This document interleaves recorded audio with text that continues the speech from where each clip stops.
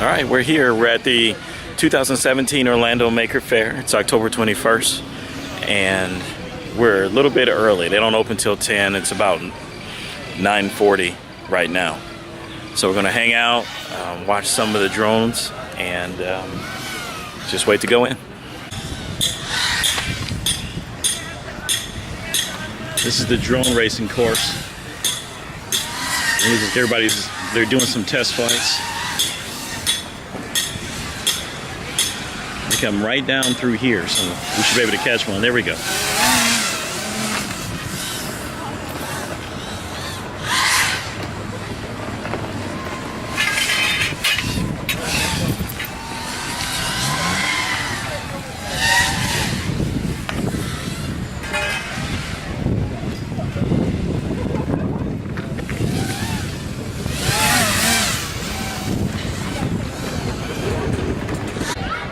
Okay, we are inside. We've got Spirit, Curiosity, and I think Opportunity. Right here, we're going to go into the Curiosity building first to see the Nerdy Derby, and NASA has a booth here.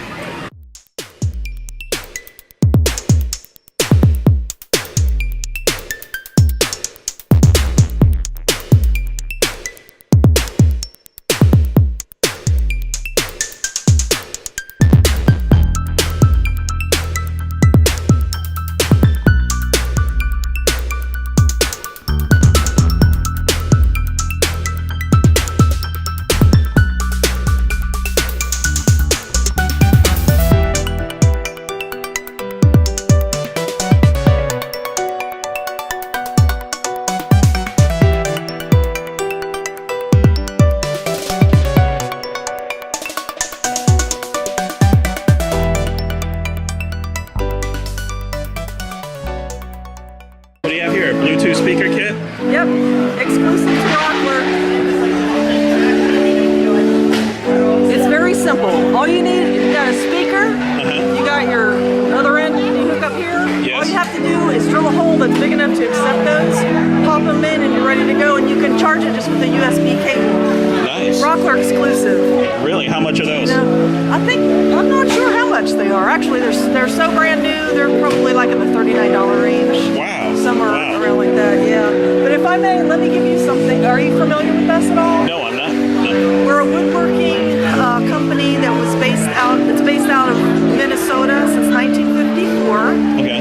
It's owned by a man. It was founded by a man named Nordy Rockler. He's 96 years old now, and he still goes into the office every Thursday to check on his stuff.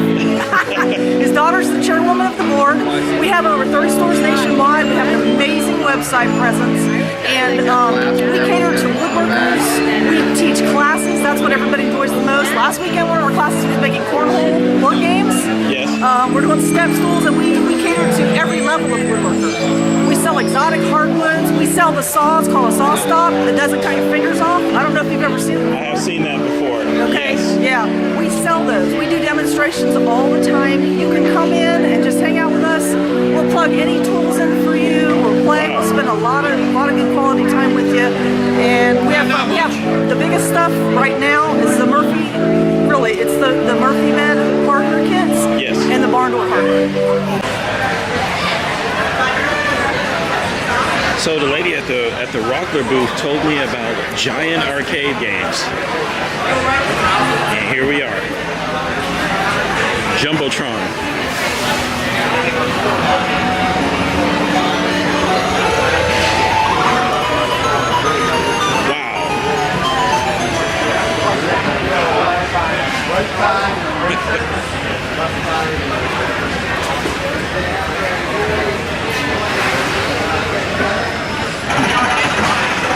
Jumbotron and Donkey Kong. Looks like we're going to have maybe robot mining. Oh, I know what that is. That's the combat arena.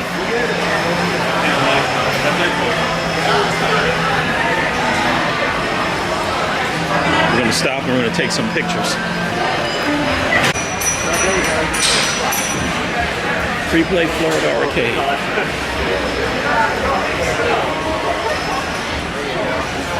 This other one works, so it's a modified one. This looks like this will be our next stop. How you doing, sir? Doing well. How are you? Very good. What's Free Play Florida Arcade? What's Free Play Florida? Free Play Florida is Central Florida's largest pinball arcade convention. It takes place each year in November. This year's event will take place on November 17th through the 19th at the beautiful Doubletree SeaWorld. We're going to have hundreds of arcade machines and pinball machines for people to play, plus a lot of classic consoles. Excellent. Some hard to find ones, and a whole bunch of guests. Pinball makers, arcade makers, pinball makers, Keith Epicary, YouTube legend. Who else we got? I think it's Steve Ritchie from pinball, Gary Stern, Billy Mitchell, the King of Kong, Walter Day. Will there be Donkey Kong competitions? There will be Donkey Kong competitions on a 10-foot tall Donkey Kong. We're actually going to have the first ever wrong off. That's right, the wrong off. It's not a Kong off. You've heard of Kong offs before, where a whole bunch of people get together and see what the high score they can get on Donkey Kong. No, this is a wrong off. This is going to be who can get the lowest score in Donkey Kong in 60 seconds. You got to live for 60 seconds and try to avoid barrels, because every barrel you jump over gets you points.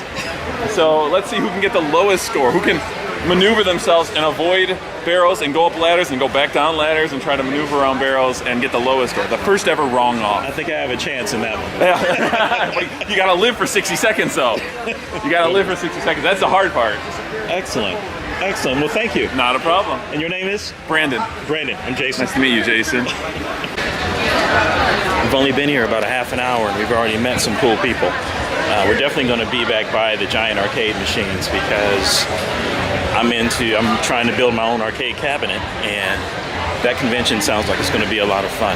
But we just got here and we're already meeting people, so this is time well spent. All right, Renaissance Robotics. Who are you and what are you guys all about? We are a first team, but we are First Tech Challenge, and we are a homeschool team / community team, and we build robots. We build these robots over here, which are 18 by 18. They have to fit in a square cube. They're a little smaller than the other ones we were looking at earlier. We have two here. We have the lit up one, which was last year's robot, which, yeah, we went to Worlds with last year's robot, and it does something very close to basketball. Yeah. Close to basketball? Yeah. Over there, it actually launches balls into a hoop, and it scores them as you launch in. And there's a beacon pusher, because there used to be beacons and you'd have to push a button to change it to the right color. And then the other one with the green wheels is this year's robot, and it takes those squares over there, which are called glyphs, and it stacks them depending on what the paper says that we have to read. So what was the most challenging part of that robot build? Last year? Yes. Well, Probably the launch room. We've never done anything like it. yeah, because we usually did like stacking, not Linear slides. linear slides, stack slides. Well, that's awesome. Thank you. Every good team needs a good coach. And here we have Coach Denny. Coach Denny. Give us a wave. We'll say on the internet. All right, that was awesome. I'm definitely going to be back through there again. I want to see some of the robot combat, and I want to talk to some more people about some different things there. We're just getting started. Here, look at this. I've got the display drivers real quick.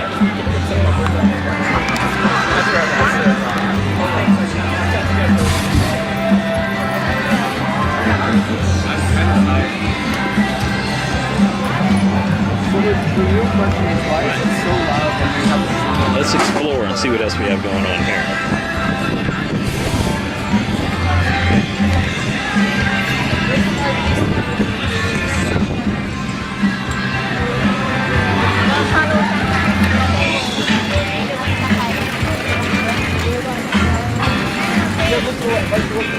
And I use a laser cutter to cut out of paper material.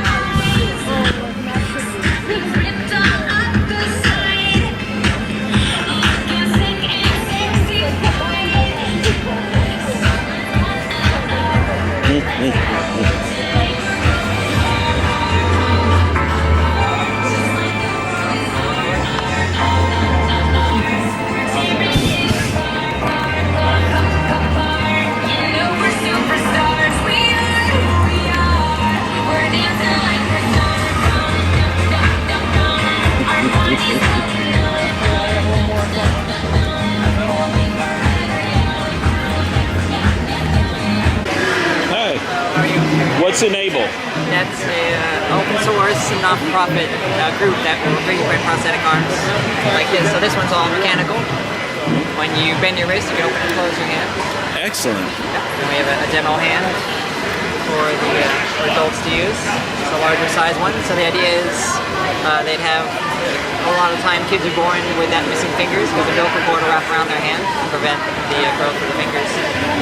So they will make these kind of hands, and they're able to grab objects by just bending the wrist. Nice. So if you want to learn more, you can go to enablingthefuture.org.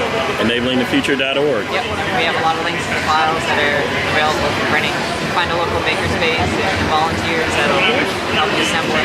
You learn to make them and then print them. Well, excellent. Thank you. What's a Mutobus? It's my bus conversion project, which I'm just starting in, so it doesn't look like much yet. Okay. What's it going to be? It's going to be a modular makerspace and camper for events like this. Wow. Nice. So for events where we're going to be doing stuff, we'll be able to. I'm going to be replacing this floor after the seats come out. Replacing this floor with airline track, so that I can put in anything that can go through the door that will clip into the track, so I can do workbenches, material storage, or camping gear. So for like Burning Man, I can take it and use it as a camper. Right. For things like Maker Faire, I can bring it and use it as a workshop. So leaves no footprint, nothing left behind because it's a bus. Right. Excellent. Yep. And without the seats, it goes from a capacity of 53 passengers to 220 square feet of interior space. Amazing. Amazing. Excellent. Well, thanks. Sure. Thank you. Oh, sorry.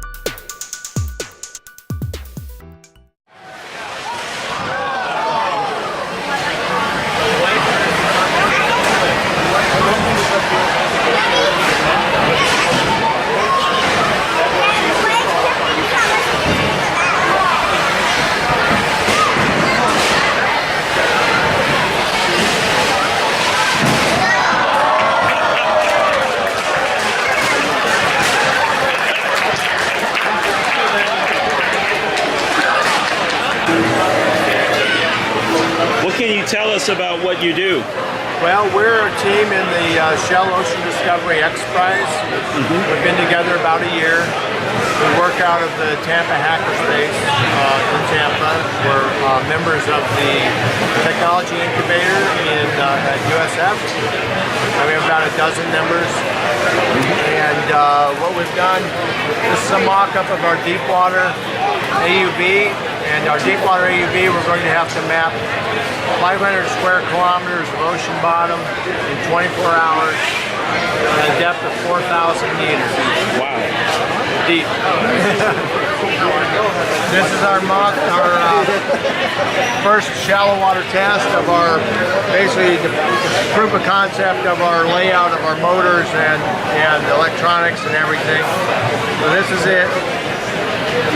We don't have any sensors on here, but we'll add a LiDAR and sonar system to it. This is our second version of that. This is a shallow water AUV, capable of about 120 feet, but it can move around 6 knots. And we're going to swap out the Raspberry Pi for a NVIDIA TX2, so we can do object recognition and differentiation. What would you say is the biggest challenge about what you're doing? The biggest thing for us so far is the depth. 4,000 meters is about 6,000 psi, and a considerable amount of engineering challenge around that. After that would be the programming. Really? Yeah. Excellent. And this looks complicated, but this part is relatively simple. Well, that was the 2017 Makers Faire here in Orlando. We had a lot of fun there, and there's a lot to see. Those are just some of the highlights of what I saw there and some of the people I spoke to. I think probably the most exciting thing for me was talking about the Deep Sea Exploration Prize. That was really exciting, and it gets your mind going, thinking about how could you do that? How could you map out those sections of the ocean autonomously? Also, I think there was the Renaissance Robot Club was there, and there's just a lot to see. And next year we'll definitely be there, and we'll probably shoot more and make a longer video. We'll see you next time. Be sure to like and subscribe. How's that?